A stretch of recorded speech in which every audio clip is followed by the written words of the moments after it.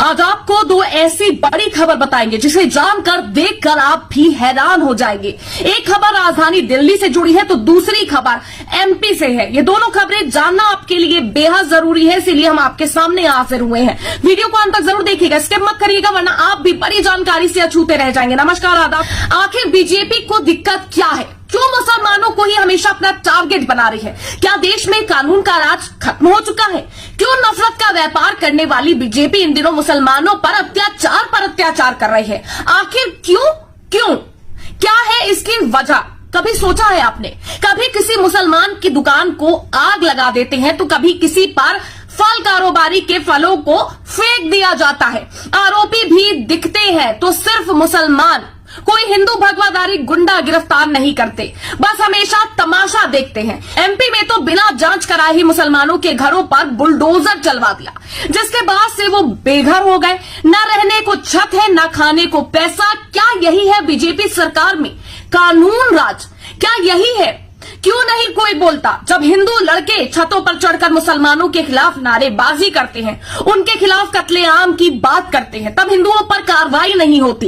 MP का खरगोन, जहां BJP सरकार ने ऐसे लोगों के घरों पर बुलडोजर चलवा दिया जिनके बेचारे हाथ तक नहीं थे, उनके लिए शिवराज सरकार ने कहा कि इन्होंने पत्थरबाजी की है। सोचिए बीजेपी राज में कानून किस तरह अंधा हो चुका है। सीधे तौर पर बीजेपी सरकार अब मुसलमानों को अपना टारगेट बना रही है। ये हम नहीं कह रहे, ये तस्वीरें बयां करती हैं, ये तस्वीरों में भेदभाव बयां करते हैं, ये कार्रवाई में भेदभाव बयां करते हैं। पिछले वीडियोस में भी आपने देखा कि बीजेपी सरकार में बिना जांच कराए मुसलमानों के घर पर बुलडोजर चलवा दिया।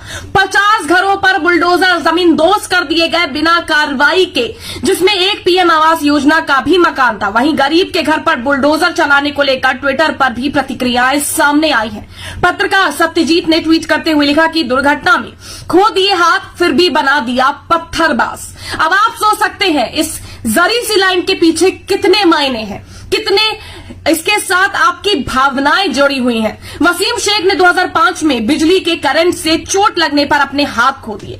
मध्य प्रदेश प्रशासन ने खरगोन में दंगे का आरोपी घोषित करते हुए 11 अप्रैल को उनकी गुमटी तोड़ डाली। वसीम 2 बच्चों के पिता, शेख के पास खिलाने के लिए 5 का परिवार है। अब आप सोच सकते हैं कि जिसने हाथ ही नहीं है उसके ऊपर भी पत्थरबाजी का आरोप लगा दिया। वाह, क्या इंसाफ है! यही इंसाफ हो रहा है अब उत्तर प्रदेश, मध्य प्रदेश और तमाम जगहों पर। इसी तरह का अगर न्याय होता है तो मैं न्यायालय से बोलूंगी ताले जड़ दिए जाए उन न्यायालयों पर जहां पर कहा जाता था बदल दे अपनी नीतियां। जिस न्यायालय कहती थी कि हम हजारों अपराधियों को छोड़ सकते हैं लेकिन एक बेगुनाह को, एक निर्दोष को सजा नहीं दिला सकते। तो वसीम का क्या गुनाह था? उसने क्या किया था जिसके तो हाथ भी नहीं थे?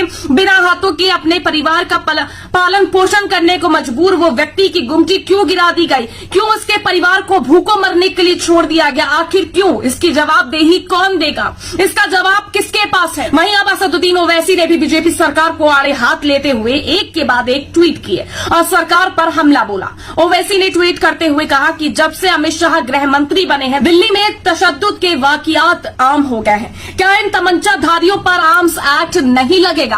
आपकी पुलिस ने 14 लोगों को गिरफ्तार किया, सबके सब मुसलमान।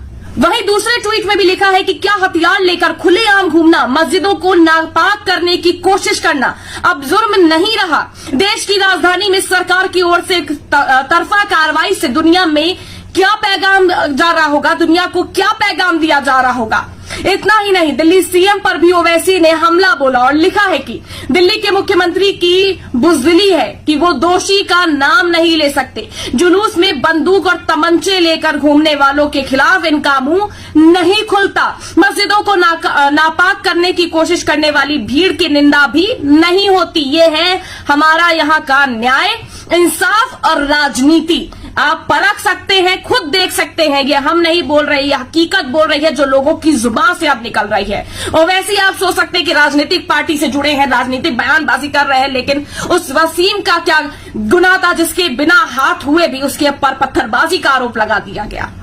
इसके बाद भी ट्वीट करते हुए उन्होंने लिखा, प्यार मोहब्बत की बात तभी अच्छी लगती है जब इंसाफ हो, बिना इंसाफ के भाईचारा मुमकिन नहीं। सिर्फ इंसाफ की बात करें तो अब इंसाफ तो मुसलमानों को मिल ही नहीं रहा है। ऐसा लगता है मानो इंसाफ नाम की कोई चीज ही नहीं बची है भारत देश में। लगातार हर वक्त मुसलमानों पर अत्याचार करना पेशा सा हो गया है। फिलहाल इस स्टोरी पर आपकी क्या राय है जरूर बताइएगा, लेकिन जो चंद लाइनें हैं ना कि मोहब्बत अगर आप चाहते हैं तो उसके बदले मोहब्बत देना जरूरी है। अगर आप चाहते हैं अवाम एकजुट होकर रहे तो आपको उस अवाम में तमाम जितने भी लोग मौजूद हैं उनको एक साथ एक तराजू में तोलने की जरूरत है, ना कि पक्षपात से ये देश चलता है। हमारे यहाँ पर सब भाई भाई हैं। और दोबारा मैं पूछूंगी, जो जनता मुझे देख रही है, मुझे बताइएगा कि उस वसीम का क्या गुनाह था, उस वसीम ने क्या गुनाह किया था जिसके बिना हाथ हुए भी उस पर पत्थरबाजी का आरोप लगाकर उसकी रोजी रोटी छीन ली गई।